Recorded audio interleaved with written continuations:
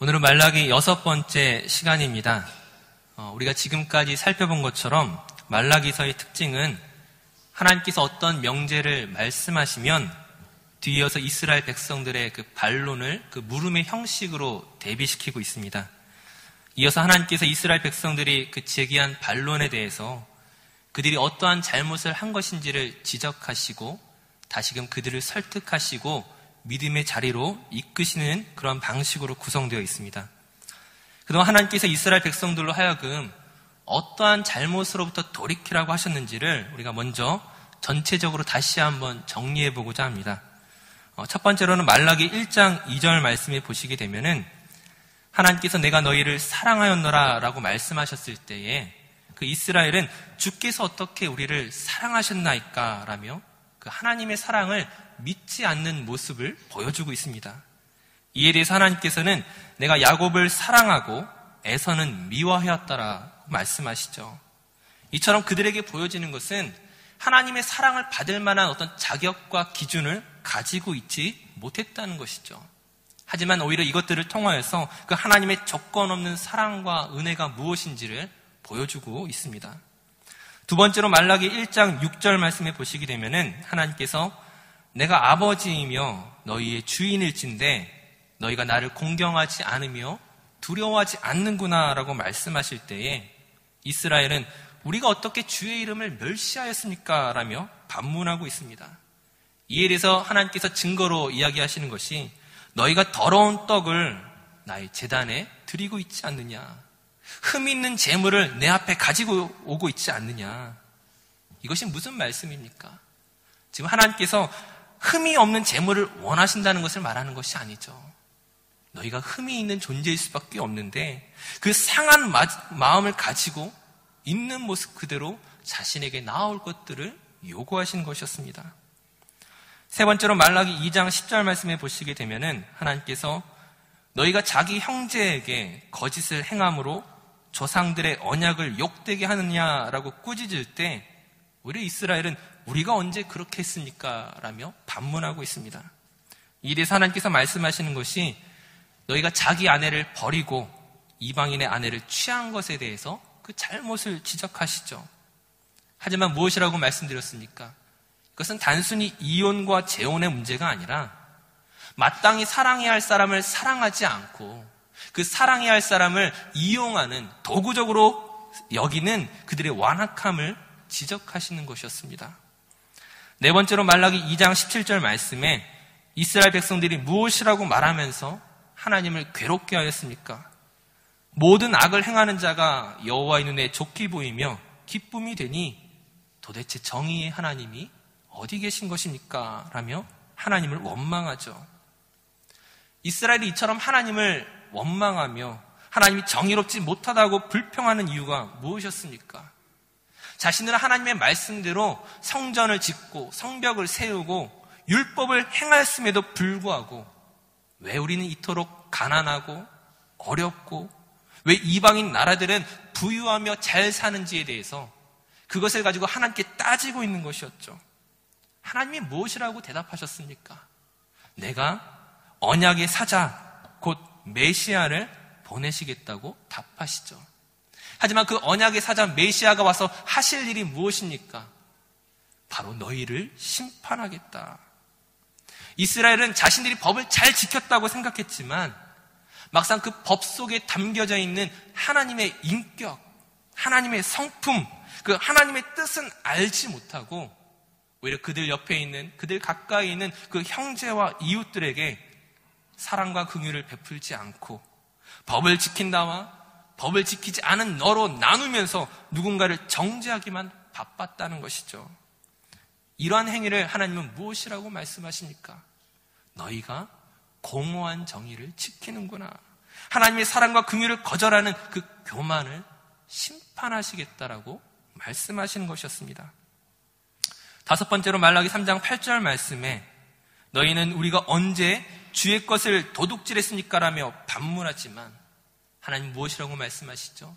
너희가 하나님께 드려야 할 그 11조와 봉헌물을 도둑질함으로 너희가 저주를 받았다라고 말씀하십니다. 그러면서 무엇이라고 또한 이야기하십니까? 너희의 그 온전한 11조를 통하여 하나님께서 어떻게 너희를 축복하시는지를 시험해 보라고 말씀하시죠. 하지만 우리가 오해하지 말아야 할 것이 무엇이겠습니까? 지금 이스라엘이 하나님께 11조를 드리지 않았기 때문에 문제가 된 것이 아니었습니다. 앞서 언급한 것처럼 하나님께서 인격이시며 오늘 저와 여러분을 향하여 어떤 뜻을 가지고 계신지, 그 하나님의 성품이 어떠한 것인지 알지 못하는 상황 속에서의 11조는 아무 의미가 없다는 것이죠. 지금 11조를 잘 드리면 복을 받고 그것에 실패하면 저주를 받는다, 이런 원칙을 가르치고자 함이 아니었다는 것이죠. 온전한 11조란 어떤 것입니까?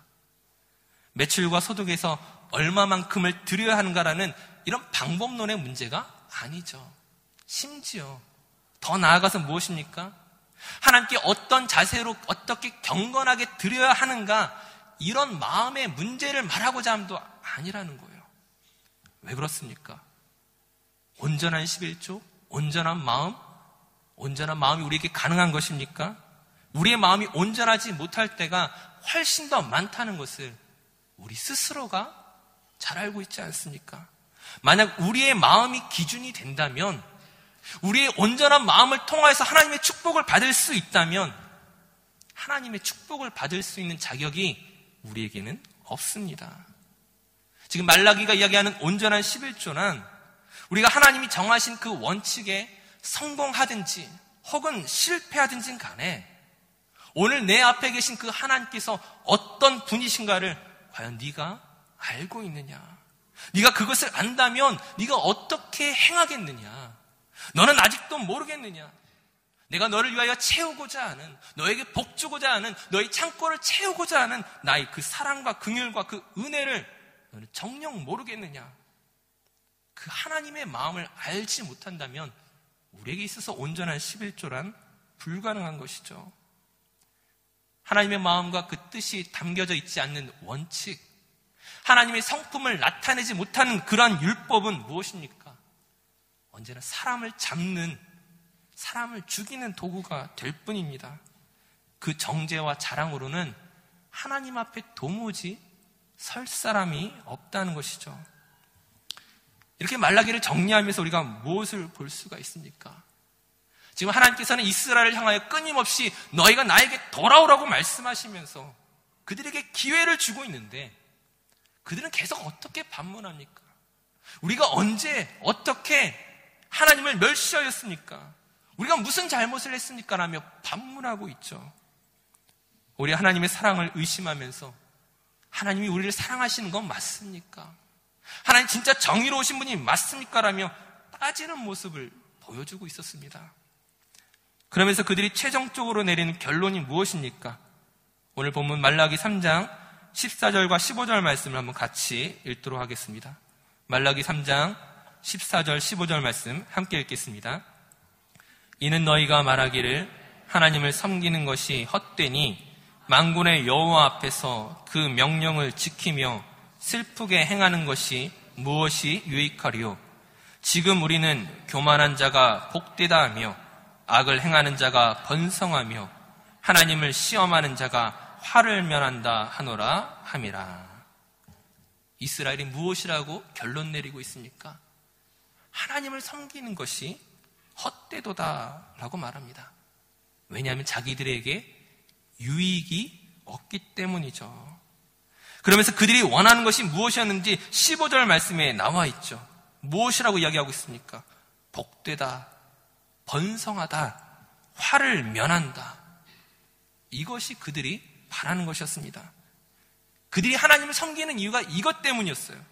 세상의 복을 누리고 번성하고 위험이 그들 피해가기를 기대했습니다.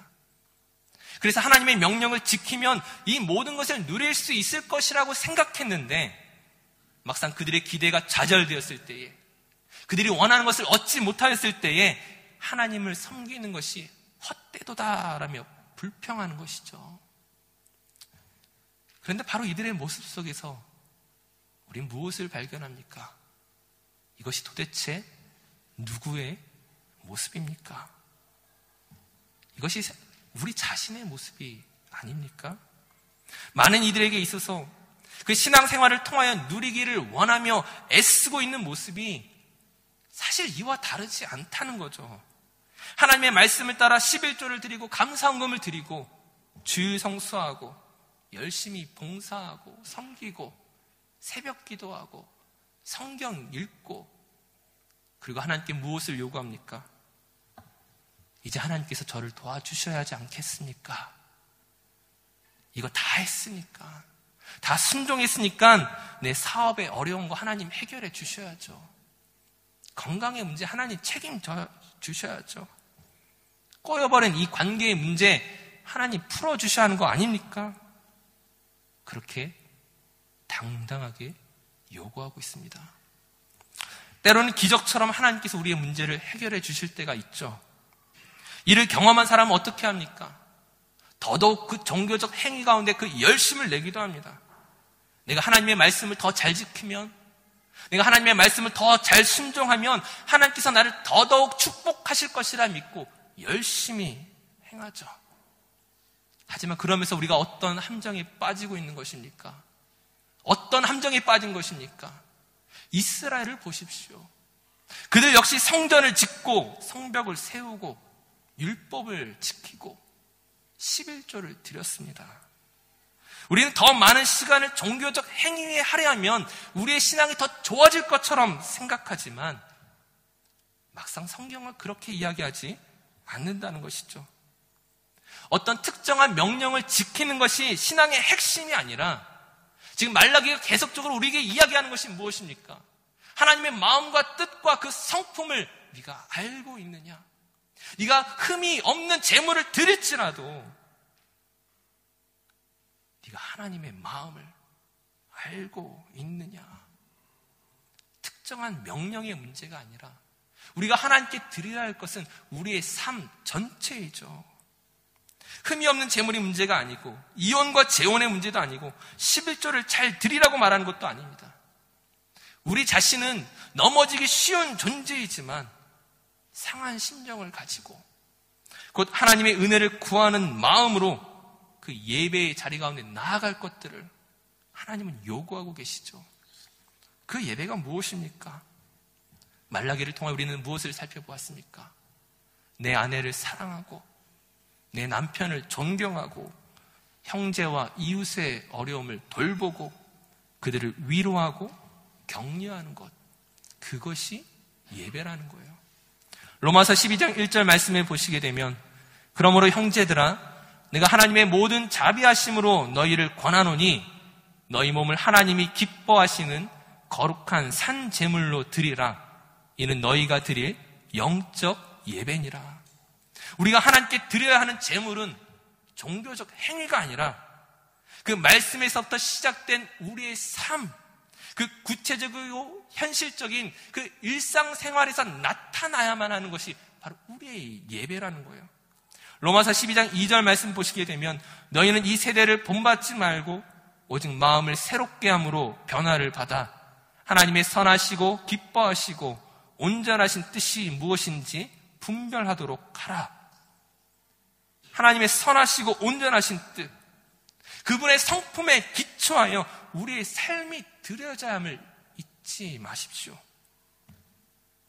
그런데 문제가 무엇입니까? 그 하나님의 뜻과 계획이 우리의 생각과 너무나 다르다는 거예요. 우리가 말씀을 따라 살아감에 있어서 참으로 어려운 것이 무엇입니까? 내가 생각하는 축복이 하나님의 축복과 다를 때였습니다. 이제 우리는 하나님께서 저를 도와주셔야 하지 않겠습니까?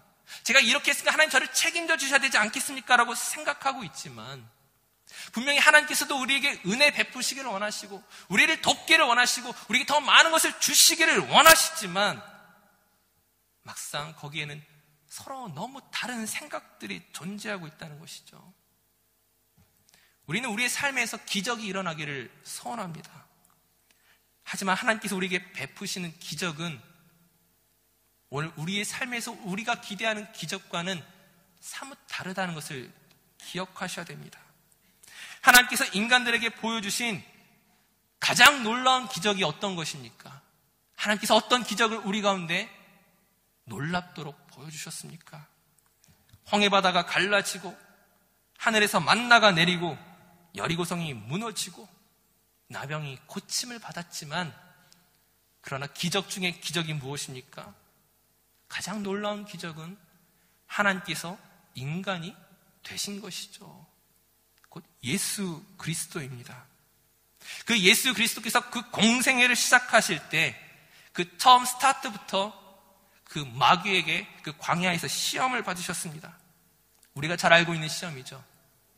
그 돌들을 명하여 떡덩이가 되게 하라. 성전에서 뛰어내려라. 내게 절하라와 같은 시험들이었습니다. 이 시험들의 공통점이 무엇입니까? 지금 기적을 통하여 너의 삶을 바꾸어라. 기적을 통하여 너의 문제를 해결하라.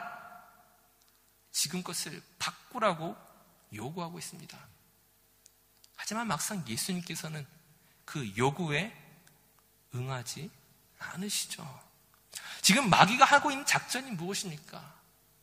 지금 예수님의 그 성육신을 지금 무의로 돌리고 있는 거라는 거죠. 지금 육신의 한계를 벗어나라는 유혹입니다. 인간의 한계 속에 갇혀있지 말고 기적으로 너희 상황을 바꾸라고 말하고 있죠. 하지만 그러면 성육신이 안 되죠. 성육신이란 무엇입니까? 무한히 유한 속에, 기적이 일상 속에 제한되는 것입니다.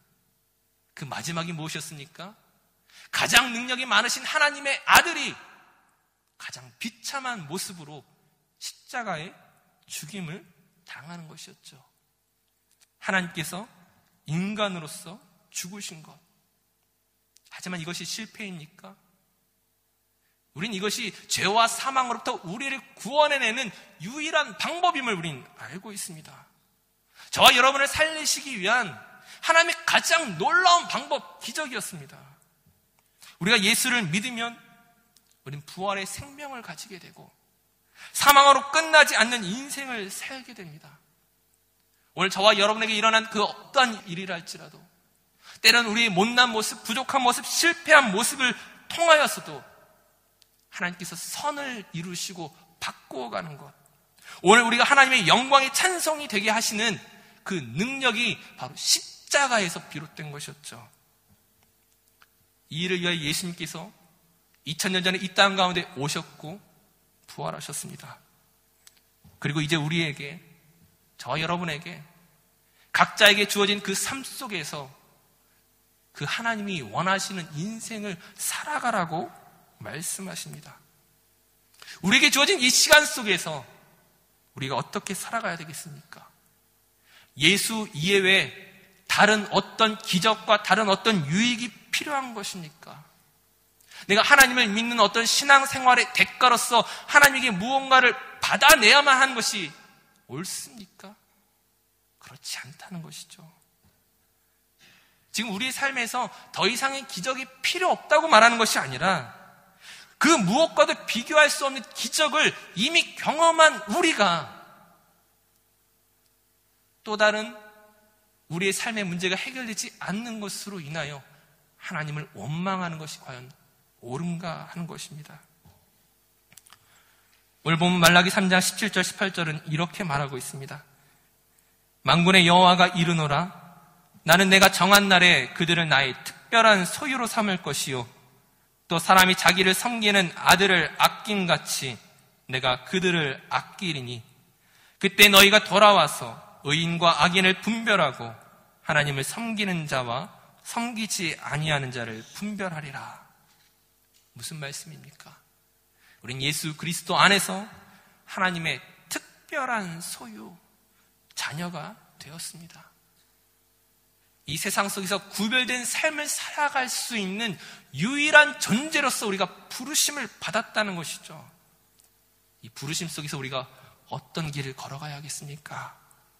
예수 그리스도께서 걸어가셨던 그 십자가의 길을 걸어가는 것이 마땅하다는 것이죠.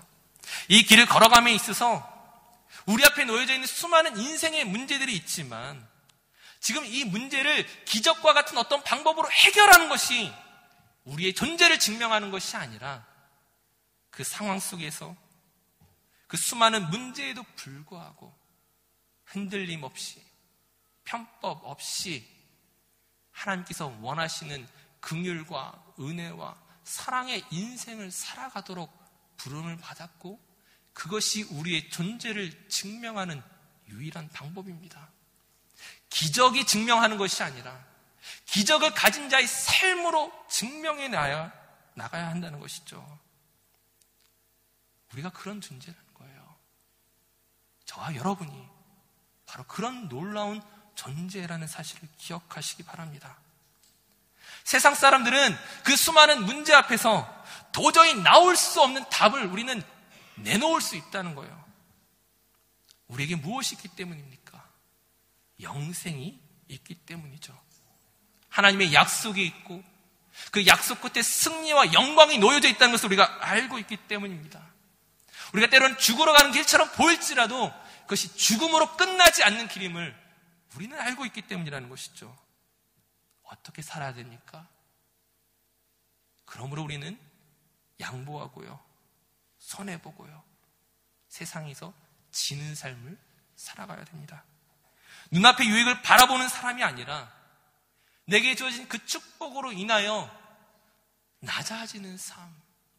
예수 그리스도께서 하늘의 밀이 땅에 썩어져 죽어야만 새로운 생명을 잉태하게 될 것을 말씀하셨던 것처럼 저와 여러분의 그 죽는 삶을 통하여 그 복음의 씨앗이 자라고 증명될 것입니다.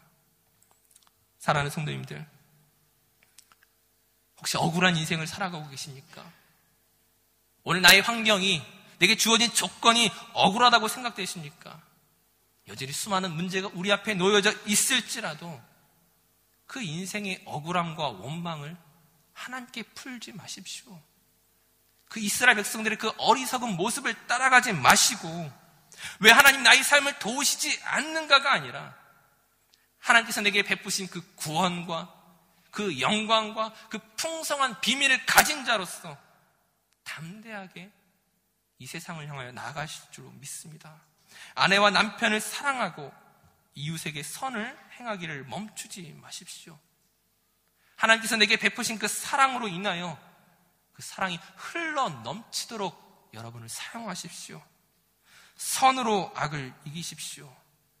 이 모든 일을 할 수 있는 능력과 축복을 저와 여러분이 이미 가진 줄로 믿습니다.